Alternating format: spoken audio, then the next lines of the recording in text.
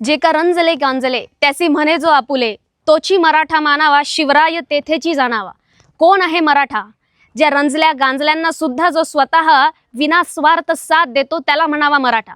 मग तू त्या जातीत जन्माला आलेला आहे म्हणून तू मराठा आहेस का? तर नाही। या स्वराज्यामध्ये 18 पगड जातीतला किंवा कुठल्याही धर्माचा जोही व्यक्ती लढलेला आहे तो प्रत्येक व्यक्ती स्वराज्याचा मराठा मानला गेलेला आहे।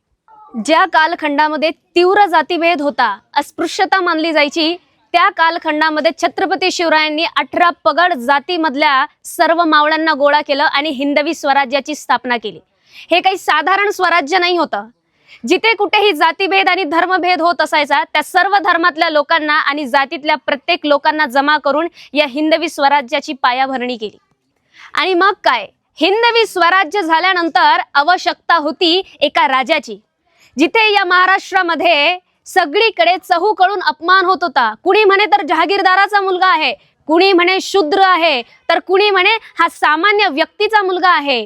मग काय हवंय? मासाहेब जिजाऊ म्हणाला आता आमचा पुत्र होणार राजा, आणि त्याच्यासाठी हवं होतं एकदम आगळं वेगळं अढळ स्थान, आणि ते अढळ स्थान ठरलं छत्रपती या पदाचं। आणि त्या वेळेला 6 जून रोजी छत्रपती शिवरायांचा करण्यात आला राज्याभिषेक। हा राज्याभिषेक होता त्या सर्व मनुवाद्यांना आणि सर्व जातीभेद करणाऱ्या जातीवाद्यांना आणि मिशमतावाद्यांना तडेतोड उत्तर।